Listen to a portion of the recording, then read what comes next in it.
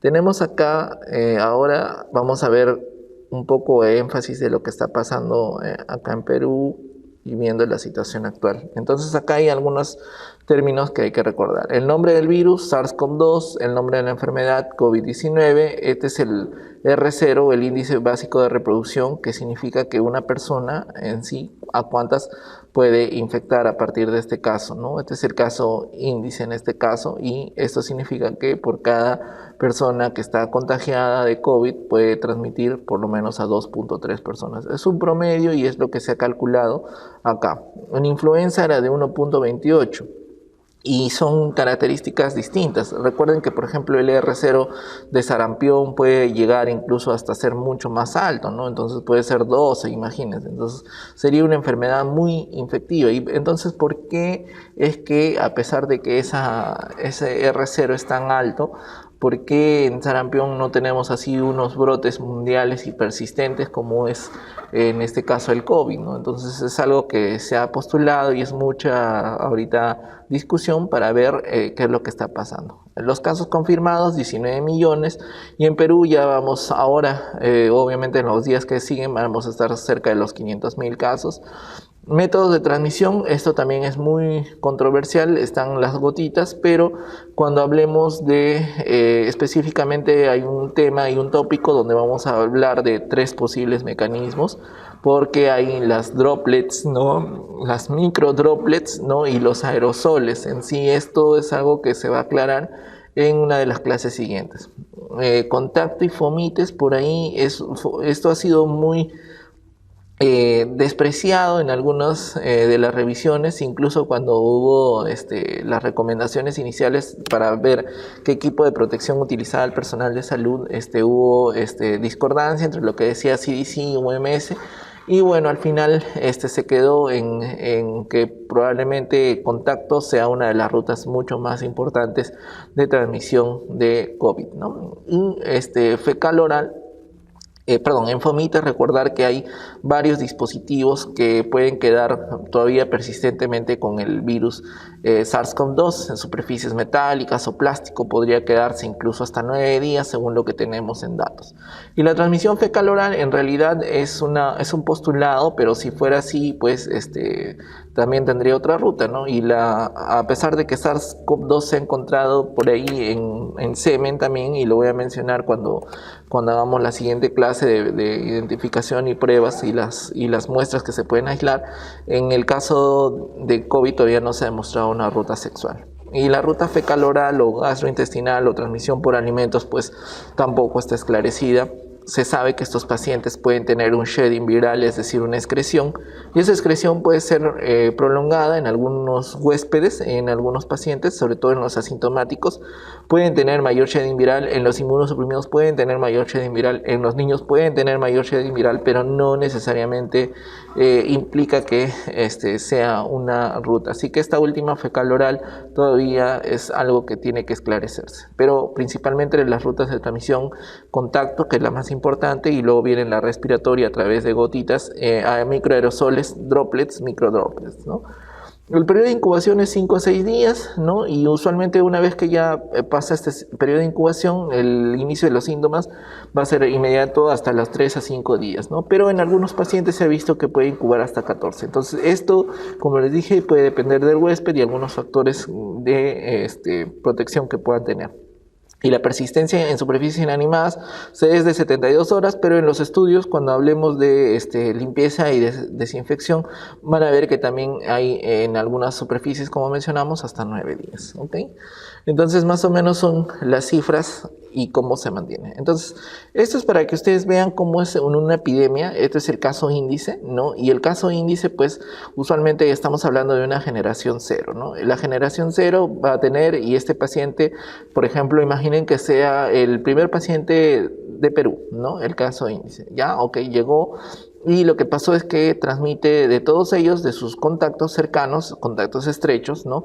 Tiene una nueva generación de transmisión. Esta es la generación 1. Y de estos, a su vez, va a generarse una generación 2, generación 2, generación 2, generación 2, ¿no?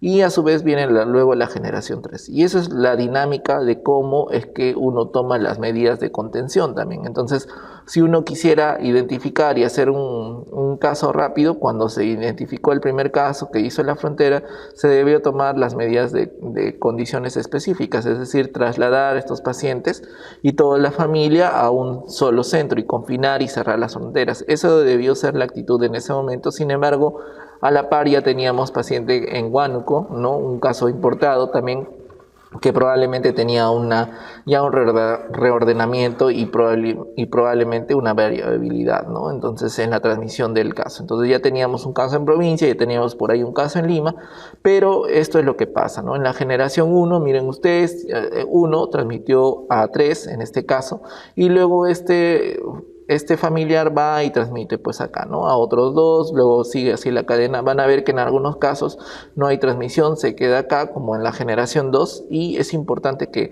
puedan ver esto. Entonces uno ya cuando agrupa este tipo de situaciones, ¿no? Estos son los clústeres familiares, ¿no? Porque ustedes pueden ver acá y pueden tomar una medida, en este caso identificando. Cuando se te pasó el caso índice, entonces perfecto, vamos a los clústeres familiares.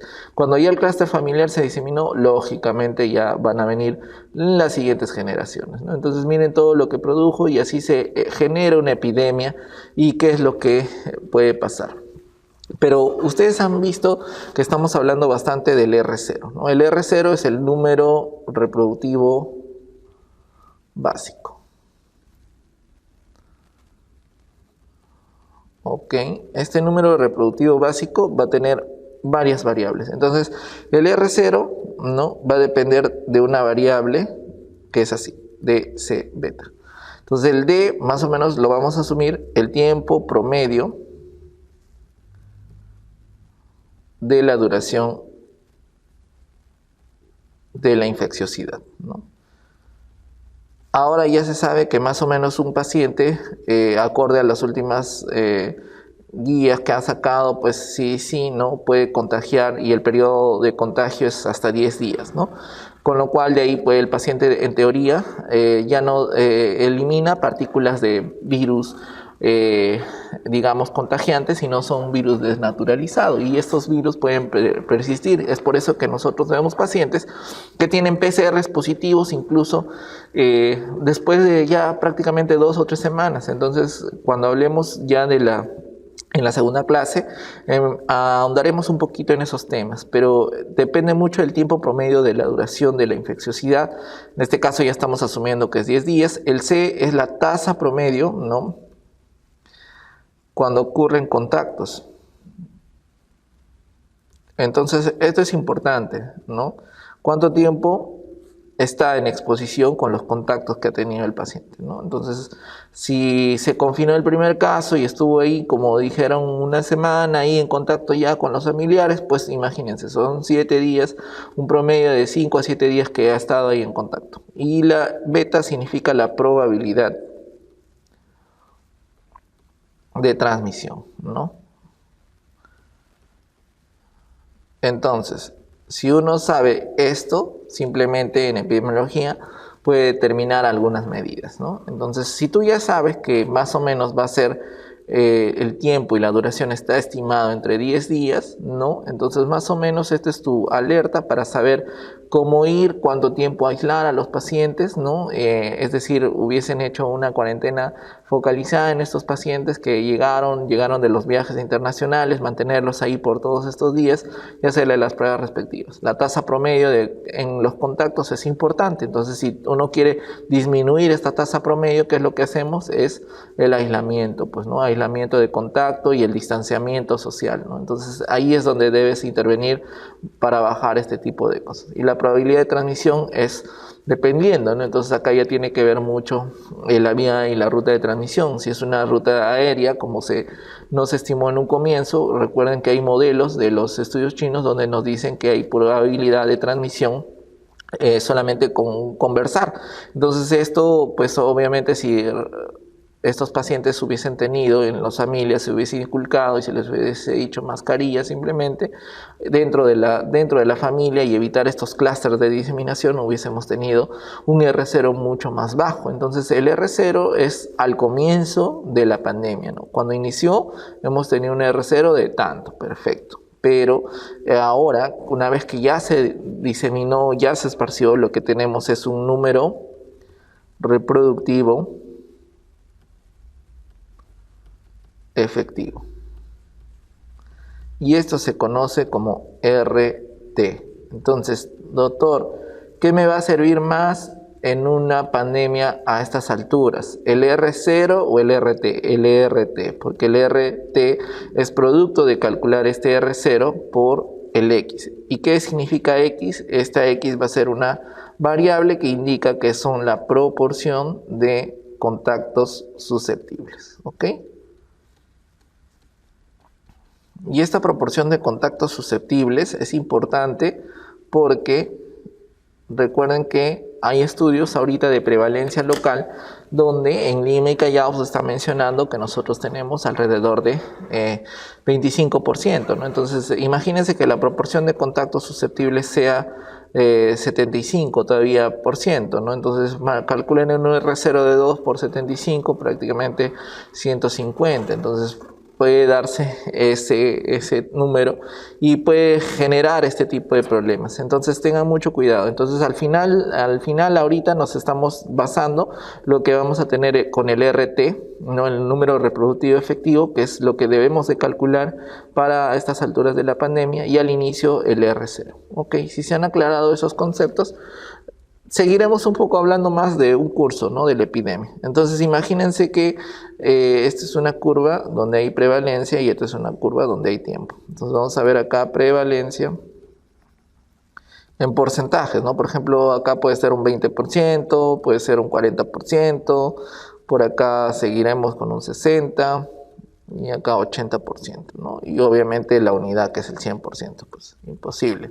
Significaría que no hay inmunidad de rebaño. Y este es el tiempo, ¿no? A medida que pasa. Entonces cuando a medida que pasa va surgiendo la epidemia y va aumentando el número de casos, ¿no? ¡Pum! Imaginen que sea una curva así, ¿ya? Entonces más o menos así.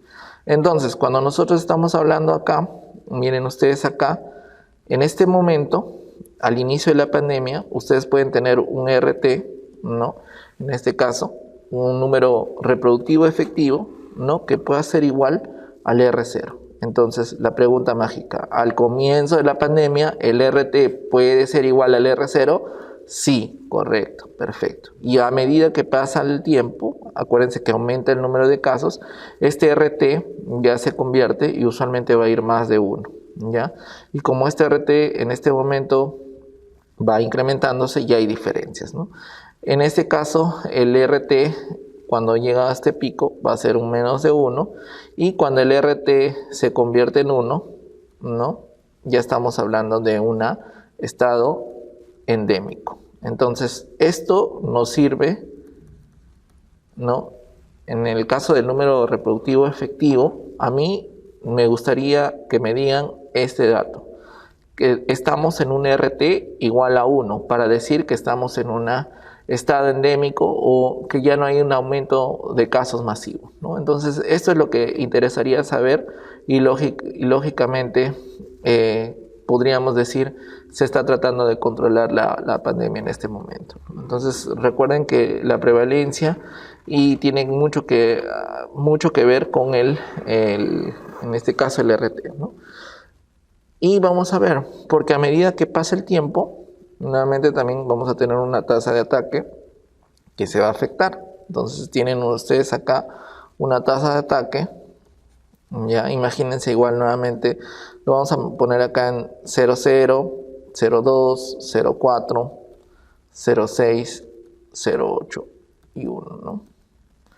Entonces, ¿qué es lo que pasa? 0, 1, 2, 3, 4, ya 5, ya, de R0, ¿no? El número básico de reproducción. Entonces, a medida que este R0 va aumentando, lógicamente, la tasa de ataque va en función de este R0. Esta es otra pregunta interesante, es una curva epidemiológica que ustedes tienen que saber. Entonces, recuerden ustedes, la tasa de ataque aumenta a medida que aumenta el R0. Ese concepto también tiene que estar bien claro para que vean cómo es estos conceptos que se mencionan. Y la inmunidad de rebaño, igual acá nuevamente otra curvita. Esta es la prevalencia, vamos a hacerlo así. Este es un 0, este es un 0,5, 50% y este es el 1, ¿no?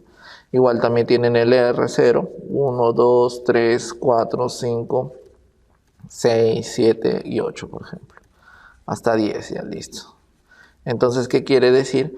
Que el R0, a medida que va aumentando, lógicamente, y afectándose la prevalencia, no.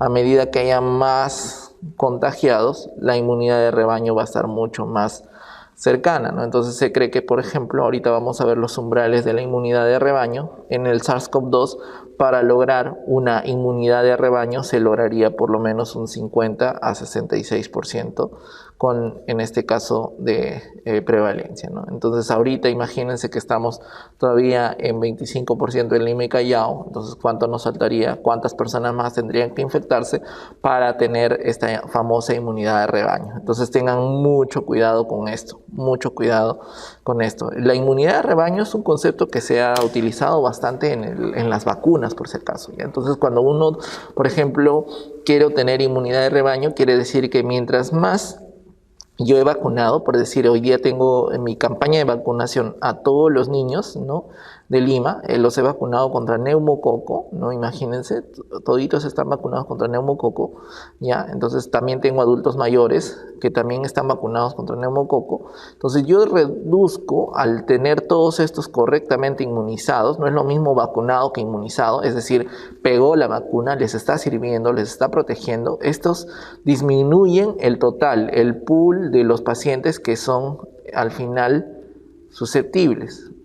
Todos ellos eran un solo grupo de susceptibles. A medida que los inmunicé, estoy reduciendo este número de susceptibles, ¿no?, disminuyendo el número de susceptibles que van a quedar. Entonces, si están todos inmunizados, solamente son menos los que pueden hacer enfermedad invasiva, y esto, lógicamente, es lo que se conoce como enfermedad de rebaño. Algunos de estos se infectarán, otros no, pero eso es importante. Entonces, la inmunidad de rebaño depende bastante también del R0, que es el índice reproductivo básico, ¿no?, al inicio de la pandemia. Entonces, tengan mucho cuidado. Nosotros estamos utilizando bastante estos conceptos ahora, pero que queden en claro, y se está extrapolando a lo que está pasando en la pandemia. Entonces, y acá está bien claro, ¿no? Porque miren, acá les he recordado más o menos cómo son los niveles de inmunización en el 99, 19 a 35 meses, 97 a 98, preescolares, pero los ejemplos son claros. Miren el R0 de sarampión, ¿no?, 12 a 18,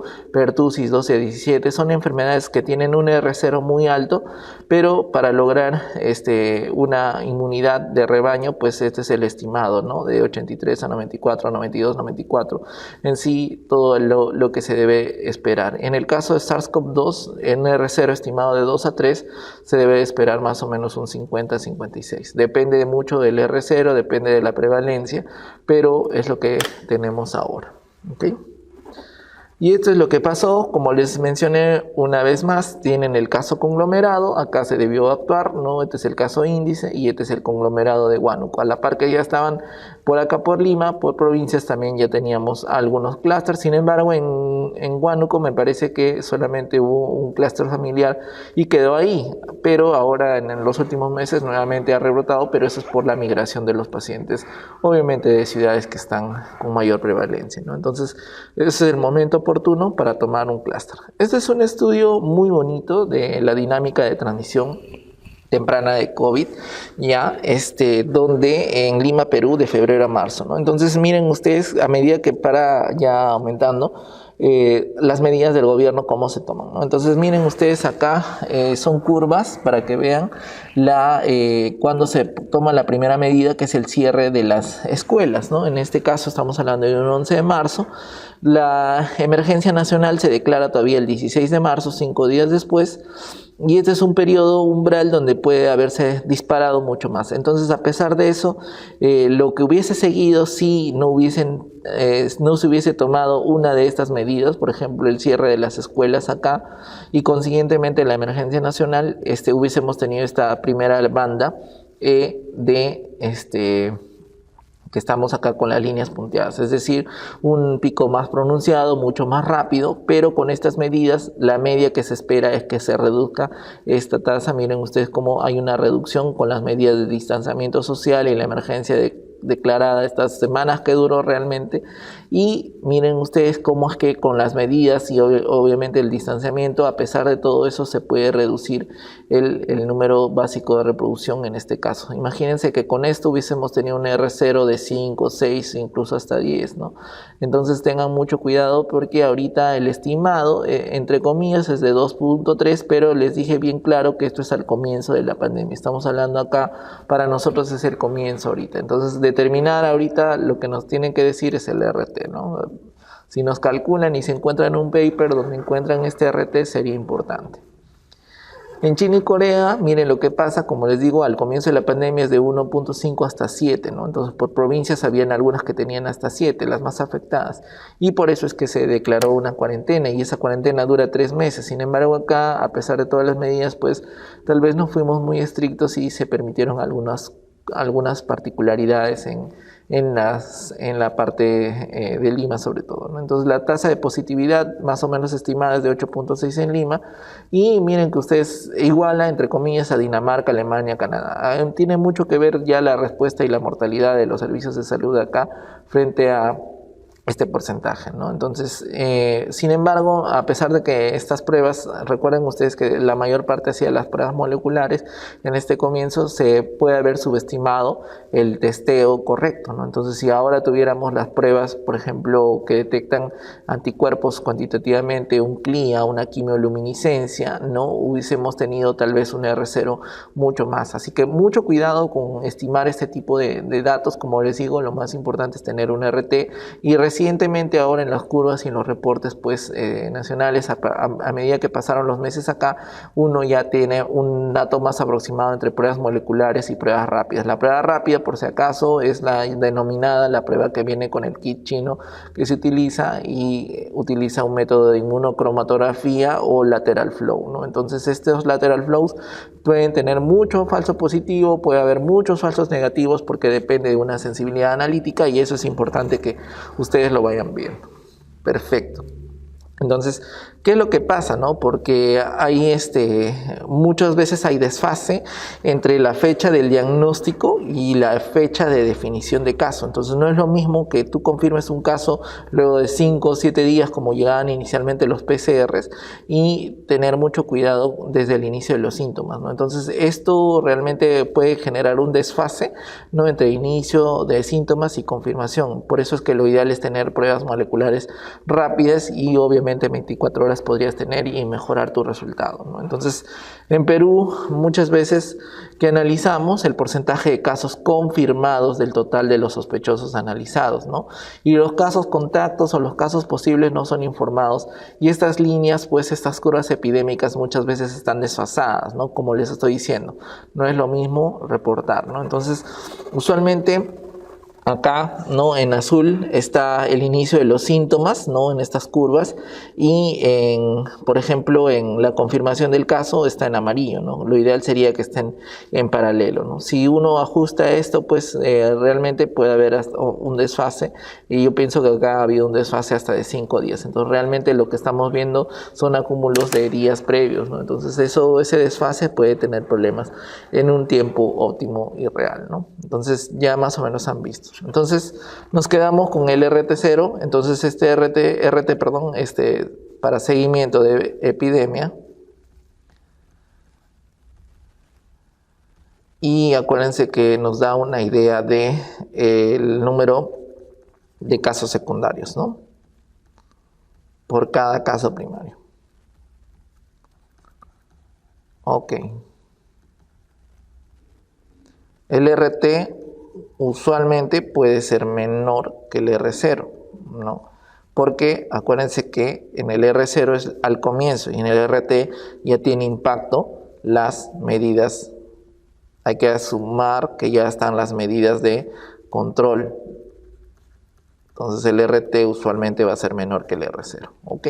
Miren ustedes esta publicación que me pareció interesante, que es de el EJIT, ¿no? Del Journal, donde más o menos se estimaba en Latinoamérica cómo eran los R0s al comienzo de la pandemia, ¿no? Entonces por acá vemos ustedes que en las fechas iniciales, disculpen, lo borro, más o menos teníamos un R0 para Perú, ¿no? Entre el intervalo de producción, del reporte de los síntomas, ¿no? Un R0 que era estimado, acá ven ustedes mucho más, por ejemplo, Ecuador, cuando vieron al comienzo, ¿no? El R0, y al final, obviamente el RT iba a ser un poco menor, pero el R0 debió ser mucho mayor y llegó a más de 15 probablemente, ¿no? Pero en Perú, más o menos, el RT en los 10 primeros días estimados fue de 5.24, ¿no? Entonces, acá se utilizan varios tipos de literatura para hacer un reporte adecuado de estos, pero más o menos el RT era de 5. Entonces, el RT de 5... Imagínense ustedes con medidas de control en los primeros días de la pandemia. Entonces esto es importante que recuerden porque realmente te dice, ¿no? Cómo es que una persona estaba contagiando a 5 más de su progenie y ellos imagínense cómo se diseminan en los clústeres.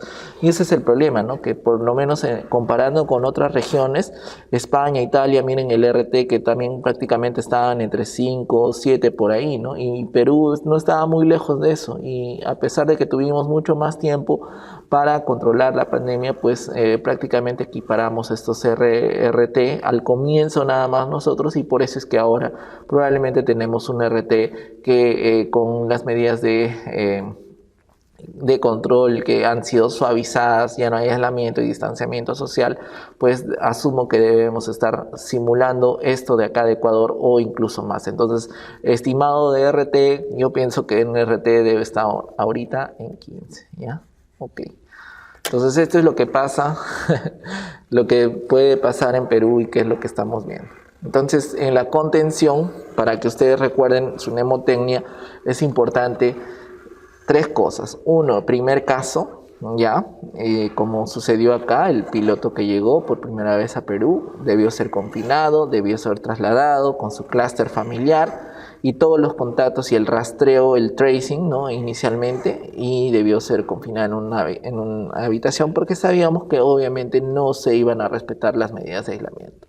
El primer clúster en este caso es la segunda C, que es la primera evidencia de transmisión, disculpen ahí, debe decir evidencia, y la 3, la fase comunitaria, ¿no? Es cuando ya se transmitió comunitariamente, ya pues hablamos y vimos toda la tragedia que pasó en mercados inicialmente, que eran los focos de infección, y ahora se han convertido en las reuniones sociales gracias a las disposiciones que tenemos. Entonces tengan mucho cuidado, pero una medida no es suficiente y no va a calzar siempre. Diferentes países son diferentes escenarios, esto es importante, son conceptos.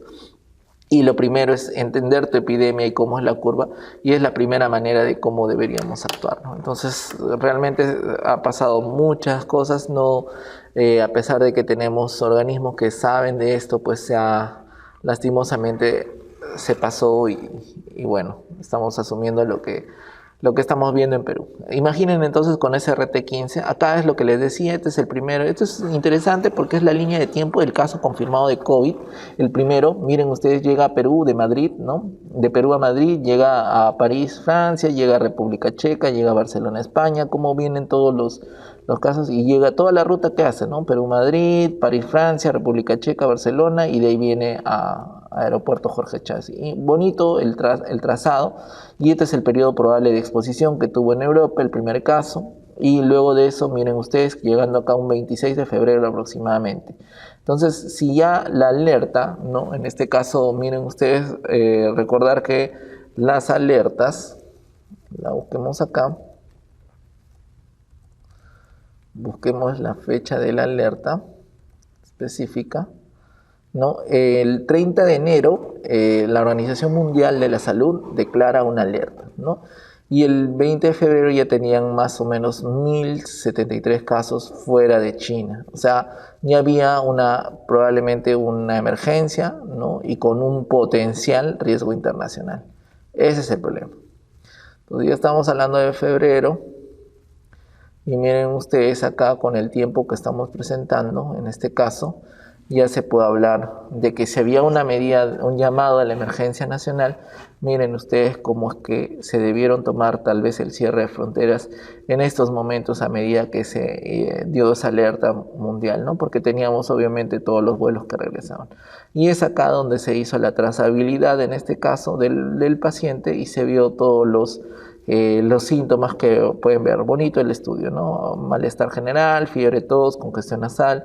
Lo ve un médico particular, luego lo ven en una clínica. Imagínense acá todos los clústeres que han tenido, ¿no? Obviamente porque no estábamos preparados, entonces es bien difícil ya tomar el caso, porque ya todos estos, digamos, centros donde pueden estar, pueden haber sido indirectamente haber dejado fomites y lógicamente tener alguna predisposición a tener la expansión, en este caso, del virus, ¿no? Entonces acá se hace la notificación al CDC, prácticamente ha pasado unos casi 7 días después y recién se hace todo el estudio de trazabilidad acá, ¿no? El resultado, obviamente, porque ese paciente no sabía cómo hacerse el diagnóstico, no tenía idea, miren todo lo que pasó, lo que recorrió. Entonces acá imagínense, si este es el caso de índice, el R0 acá estimado puede ser 2, por cada uno empezó a contagiar a 2, y los fomites y los sitios fueron desestimados, ¿no? Entonces toda esta ruta debió ser investigada en un comienzo, pero ya había pasado mucho tiempo hasta la confirmación del diagnóstico, entonces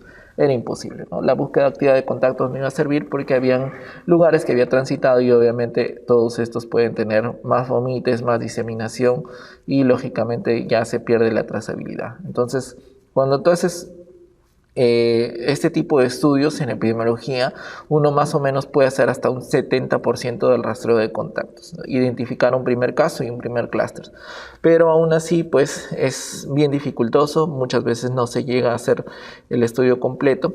Y este es un cuadrito interesante que nos mostraba esto, ¿no? Que si miren ustedes como que la epidemia iba creciendo, doblando el tiempo en 4 o 7 días, ¿no? Esta es la curva normal, lo que pasa, una historia natural, por decir así, de lo que pasa. Pero te da tiempo, ¿no? Porque hay mucha heterogeneidad en los patrones de contacto, variación del espacio, el clima, nos agarró prácticamente cerrando un verano. Y tiene mucho que ver con los patrones epidemiológicos. Al final hubo un 60% de la reducción de la transmisión estimado con estas curvas cuando ya se miran las otras medidas, ¿no? En este caso el distanciamiento social, y como ven hay un riesgo de resurgir todas estas si se flaquean en las intervenciones, y esto es lo que está pasando. Tenemos esta curva y luego tenemos una nueva curva, y esto es lo que se llaman las olas, ¿no?, de la infección, y esto es lo que estamos definitivamente atravesando. Entonces uno se preocupa y dice, uy, estamos subiendo, estamos yendo al ranking, ya íbamos pasando los meses, mayo, junio, y miren ustedes cómo ya estábamos en el top 10, iba subiendo, llegamos hasta un 5.º lugar, pero lo que más preocupaba es que en comparación, por ejemplo, a países afectados como Brasil, donde tenían una tasa de incidencia de prácticamente muy alto, ¿no? Y la tasa de ratio de mortalidad era mucho más alta en Brasil, nuestra tasa de incidencia, es decir, de pacientes que están infectados, era mucho más alta, por ejemplo, en comparación a Brasil. Teníamos mucho mayor tasa de infectados con el reporte diario de pruebas que teníamos, pero a pesar de eso teníamos una tasa de mortalidad de 2.87. Sin embargo, esto en el tiempo pues puede equiparar a este ratio si es que sigue duplicándose estos números. Entonces es importante ver todo esto.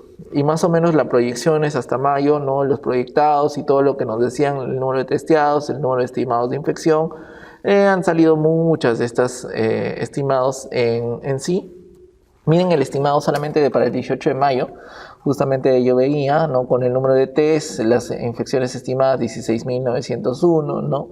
Y cómo es que la curva iba a ser, a medida que se aumenten los test, se esperaba un aplanamiento de la curva para agosto 1, ¿no?, cuando ya había cerrado, en teoría, el cierre de las fronteras, el cierre de todas las medidas de emergencia que se tomaron debería estar acá, por lo menos en estos puntos, siguiendo una adecuada, obviamente, una adecuada medida de aislamiento y confinamiento, ¿no? Pero sin embargo tenemos esto.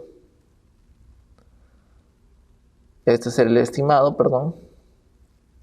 Y esto es la escala logarítmica, ¿no? Porque vimos la curva de marzo y miren ustedes, en el total de casos confirmados, esto es total, no casos confirmados por 10, porque es una escala logarítmica. Es decir, simplemente te muestra que el número de casos está aumentando y este es el número de casos diarios por un promedio, como les digo, lastimosamente con el reporte que tenemos de 7 días, ¿no? Entonces, hasta el 6 de agosto, miren ustedes cómo es que se va moviendo. Parece que fuera una curva diaria de incremento, a pesar de que se estima que esto hubiese sido así, ¿no?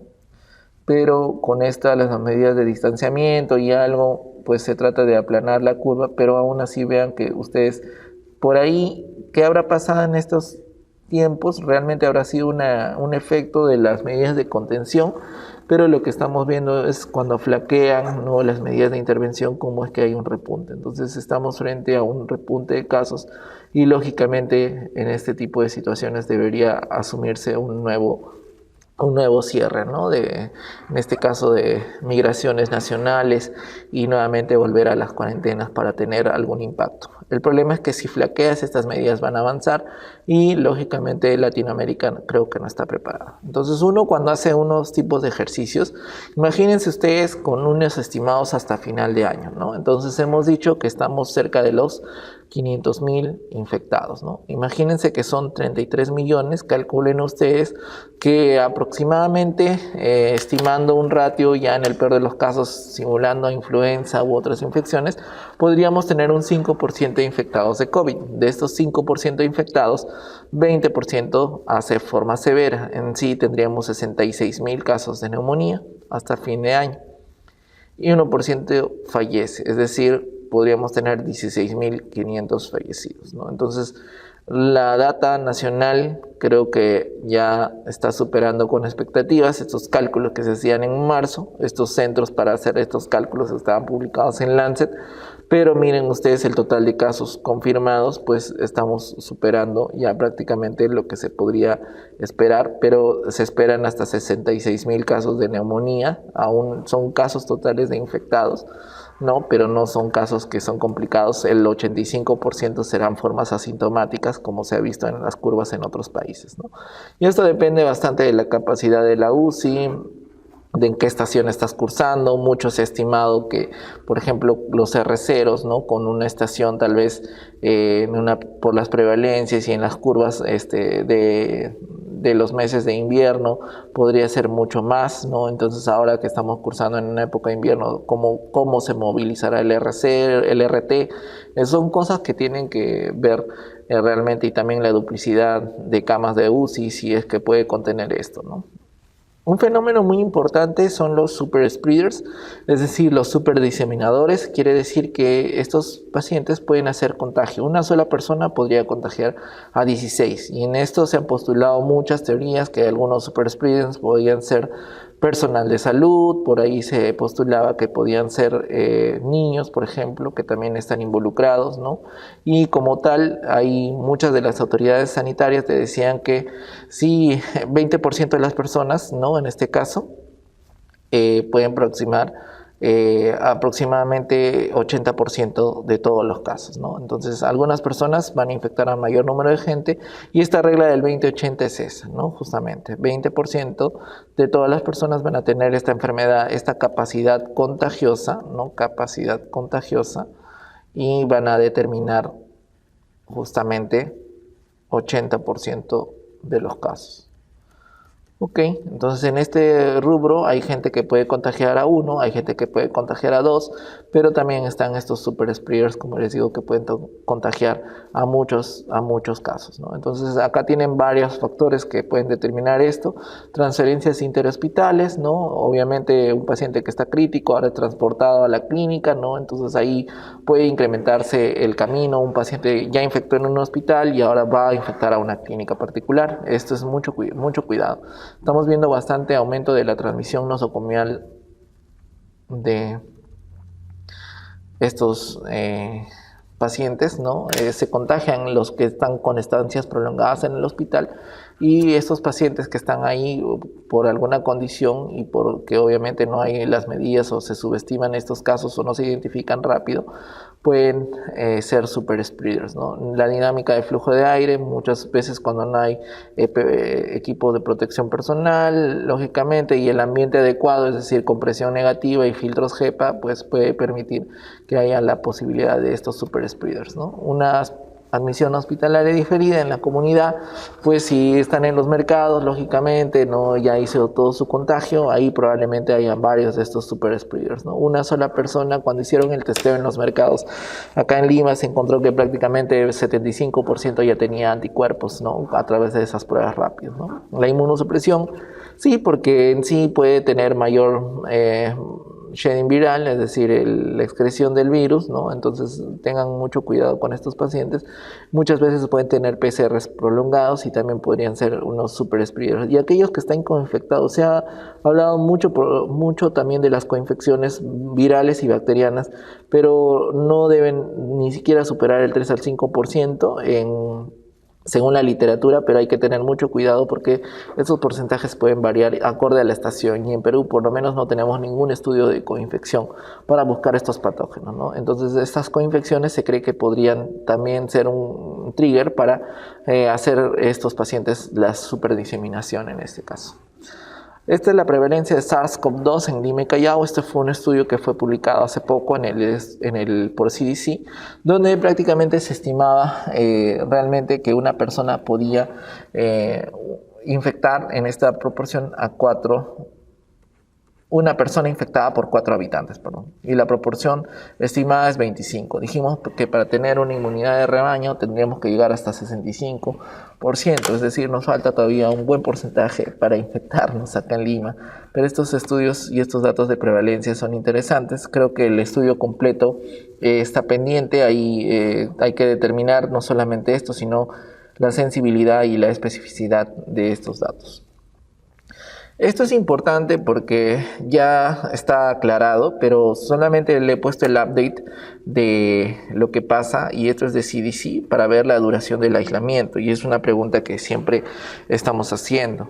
Para los pacientes que tienen COVID-19 leve a moderado, el virus con capacidad replicativa, es decir, que infecte, no se ha recuperado después de 10 días después del inicio de los síntomas. Entonces es importante porque a pesar de ahora que en estos últimos días también han encontrado que los pacientes que son asintomáticos pueden tener sheddings viral mucho más prolongado que estos 10 días que se han mencionado, que pueden ser más, no creo que sí cambie esas recomendaciones para detener la duración del aislamiento luego de los 10 días de iniciado los síntomas.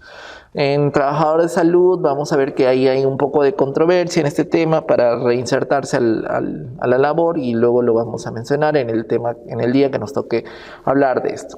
Cuando hablamos de recuperación de virus con capacidad replicativa, ¿no? Algunas personas pueden tener prolongado, ¿no? Es decir, la excreción en el caso de los inmunocomprometidos o los pacientes, por ejemplo, que salieron de ventilación mecánico. Y esto sí se ha visto porque vemos pacientes que tienen PCR en hisopado nasal positivo, ¿no? Incluso hasta 2 meses después de que ya salieron. Entonces esto nos puede traducir 2 cosas, que estamos viendo un virus desnaturalizado, pero ese paciente no es infectante, pero como dice ahí, 88 a 95% de muestras ya no producían virus competentes en replicación, ¿no? Entonces, si ya pasan 10 a 15 días después del inicio de sus síntomas, en teoría no deberían estar infectando, y puede romper las medidas de aislamiento en estos pacientes, ¿no? Este es otro de los datos que también saqué ahora último de las recomendaciones de CDC, ¿no? Los contactos domésticos y hospitalarios de alto riesgo no desarrollaron infección si su exposición a un paciente de caso comenzó 6 días o más después del inicio de la enfermedad, ¿no? Es decir, si tú estás en contacto, no, bueno, lógicamente tiene que ver mucho también las medidas. Acá no nos mencionan en este estudio, eso es un estudio de Chen de este año también, de un chino, donde lógicamente el personal pues tenía algún tipo de exposición, pero con un EPP básico, ¿no? Entonces No quiere decir que ya nos expongamos a un paciente que tiene 6 días más y no nos podemos contagiar. Acuérdense que hay fomites y todo ello, ¿no? Entonces eso es importante. Tiene que ver de todas maneras las medidas de prevención. Los pacientes recuperados pueden continuar teniendo ARN de SARS-CoV-2 detectado en sus muestras de las vías respiratorias superiores durante 12 semanas, ¿no? En algunos de ellos puede pasar esto, ¿no? Entonces, como les digo, pero es un virus desnaturalizado. Son el resumen de estudios con los cuales ya han cambiado estas normas de CDC y están todos con el número mágico del 10, ¿no? Es decir, hasta 10 días la duración. Y ahorita vamos a mencionarlo. No se han confirmado casos de reinfección. Es importante porque esto sí es muy controversial también, porque luego de 7 meses ya de la aparición, se están tratando de ver si realmente hay recuperación. Lo que se hace es medir los niveles de anticuerpos a través de las pruebas cuantitativas como la quimioluminiscencia, y no se ha encontrado que haya un repunte de estos anticuerpos o la detección de virus específicamente que sea considerado contagiante, ¿no? En este caso, y replicativo sobre todo. Entonces no hay correlato ni serológico ni de otro de inmunidad, ¿no? Y la inmunidad, obviamente, con la vacuna, que bueno, saldrá todavía en el próximo año, en enero, estaremos viendo este tema porque es dinámico. Lo que estoy diciendo ahora puede cambiar, ¿no? Es importante que tengan en cuenta mucho eso. Y la duración del aislamiento y las precauciones en COVID, ¿no? Acá les dije la regla mágica, el 10. Para las personas que nunca desarrollan síntomas, el aislamiento y otras precauciones puede suspenderse 10 días después de la primera fecha de su prueba molecular positiva, ¿no? O sea, si ya fue un asintomático, me hicieron un PCR, perfecto, cuentas a partir de esa prueba positiva 10 días. Sin embargo, no pasa esto en Perú porque tenemos pacientes que tienen pues justamente dificultades. Entonces esto es idealmente con un PCR, pero usualmente nosotros estamos sacando pruebas anticuerpos, es decir, inmunocromatografía, y esa inmunocromatografía puede demorar en ser positiva incluso dos semanas, ¿no? Más de 10 días. Entonces, si tú tienes una prueba, una IgG reactiva, a los 10 días cuentas a partir del IgG, o asumes que el paciente ya puede haber tenido PCR hasta unos 5 días previos. Entonces, acá hay que tener mucho cuidado con esa extrapolación, y en la práctica, pues no todos los pacientes son testeados con PCR, ¿no? Entonces, ahora en un contexto de ya una emergencia, se tiene que tomar la primera prueba que tengas a la mano. Para la mayoría de las personas con enfermedad de COVID-19, el aislamiento y las precauciones generalmente pueden suspenderse 10 días después del inicio de los síntomas, ¿no? Los que están sintomáticos, y la resolución de la fiebre al menos 24 horas sin usar medicamentos, ¿no? Analgésicos, paracetamol y todo. Y un número limitado de personas con enfermedad grave puede producir con capacidad de replicación más allá de los 10 días. En estos casos se puede prolongar hasta 20 días después del inicio.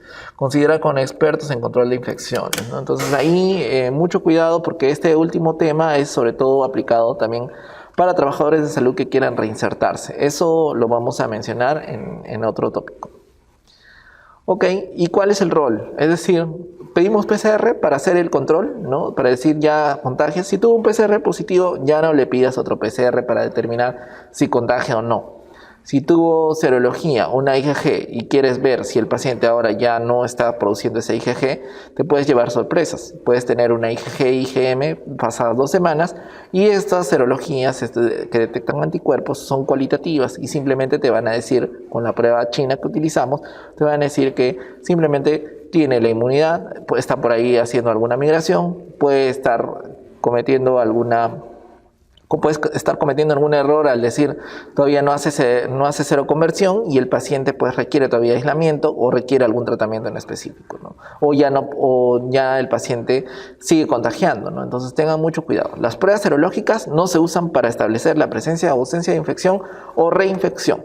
No sirven ahorita. Y el PCR tampoco, ya no se recomienda esta estrategia. Estamos utilizando la estrategia basada en síntomas o la estrategia basada en la primera prueba, y a partir de eso cuentas los 10 días para determinar la infecciosidad, ¿ok?